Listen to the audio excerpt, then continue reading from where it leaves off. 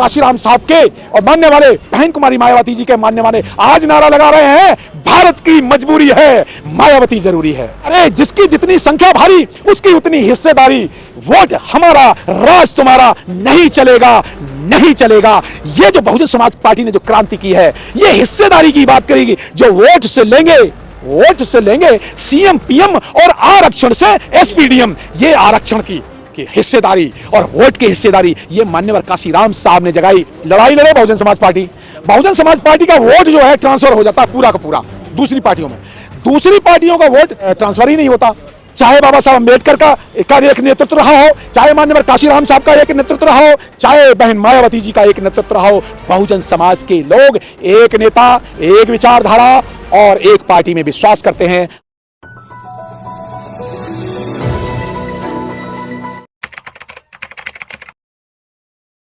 बहन जी गठबंधन में क्यों नहीं जा रही किसी भी में? बहुत जबरदस्त आपने प्रश्न पूछा है। इसलिए क्योंकि बहुजन समाज पार्टी को 12 तरह के नुकसान होते हैं।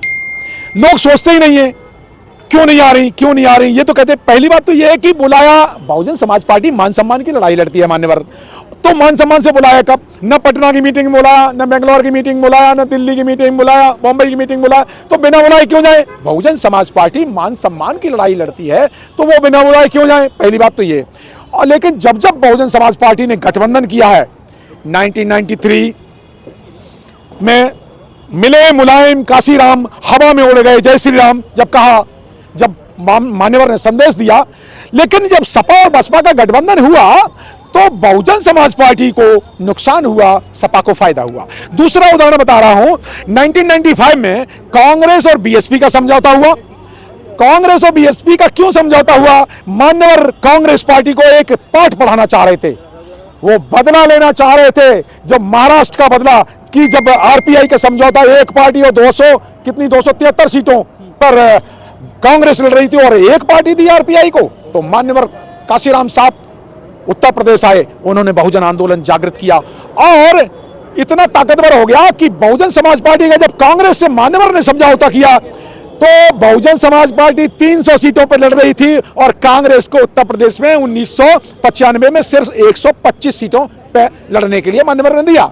तो उनको एक कांग्रेस पार्टी जब समझौता कर रही थी तो कांग्रेस पार्टी एक छोटी पार्टी के रूप में बहुजन समाज पार्टी से समझौता किया, लेकिन फिर भी कांग्रेस को फायदा हुआ, बीएसपी को नुकसान।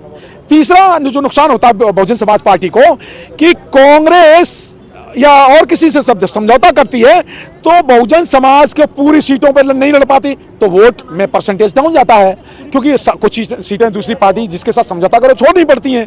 चौथी बात कि जहां कुछ तैयार, जब गठबंधन होता है तो उसमें तैयार सीटें होती है बीएसपी की, कभी गठबंधन धर्म में क्या होता है कि वो सीट भी छोड़नी पड़ती है, तो बहुजन कार्यकर्ता निराश होता है, कभी कभी तो नेता तक निराश हो जाता है, क्योंकि वो सीट है जो वो गठबंधन में चली जाती है।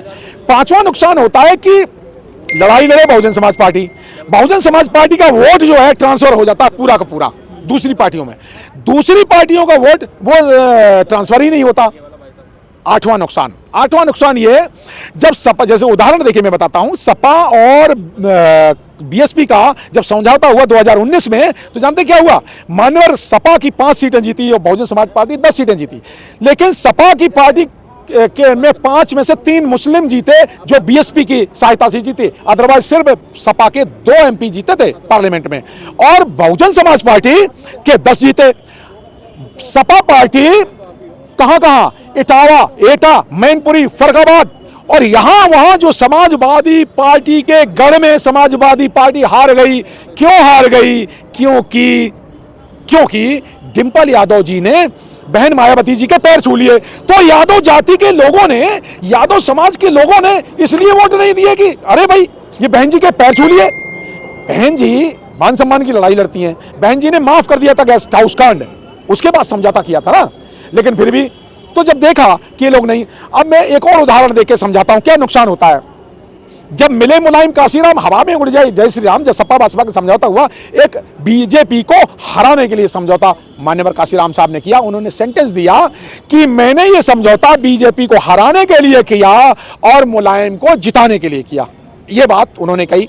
लेकिन इटावा में इटावा में एक रैली में वहां से एक नारा दे दिया गया। नारा किसने दिया? वो चिपका दिया कि वो बीएसपी का नारा है।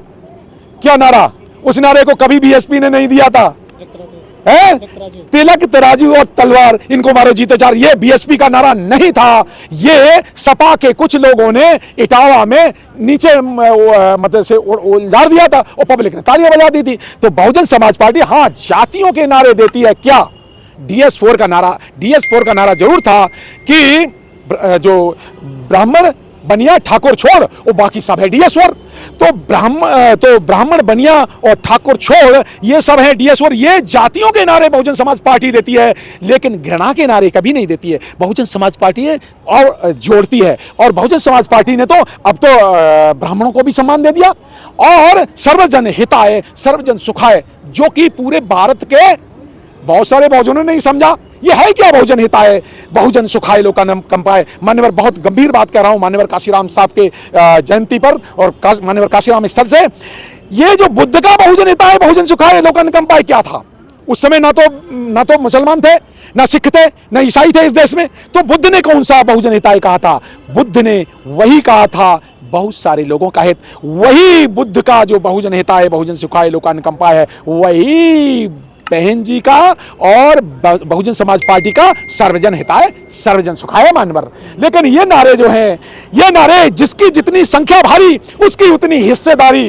वोट हमारा राज तुम्हारा नहीं चलेगा, नहीं चलेगा। ये जो बहुजन समाज पार्टी ने जो क्रांति की है, ये हिस्सेदारी की बात करेगी। जो वोट से लेंगे CM PM और आरक्षण से SPDM, ये आरक्षण की हिस्सेदारी और वोट की हिस्सेदारी ये मान्यवर काशीराम साहब ने जगाई। ए मान्यवर काशीराम साहब, धन्य हो मान्यवर काशीराम साहब। आपकी नजर आपके लिए जो नारा क्या कहा, ए काशीराम तेरी नेक कमाई तूने सोती कौम जगाई। ये काशीराम साहब के नायकों ने, उनके मानने वालों ने और हमारे जैसे लोगों ने, कार्यकर्ताओं ने लगाया। और आज भी वही काशीराम साहब के और मानने वाले बहन कुमारी मायावती जी के मानने वाले आज नारा लगा रहे हैं, भारत की मजबूरी है, मायावती जरूरी है। आज चाहे बाबा साहब अम्बेडकर का एक नेतृत्व रहा हो, चाहे मान्यवर काशीराम साहब का एक नेतृत्व रहा हो, चाहे बहन मायावती जी का एक नेतृत्व रहा हो, बहुजन समाज के लोग एक नेता, एक विचारधारा और एक पार्टी में विश्वास करते हैं।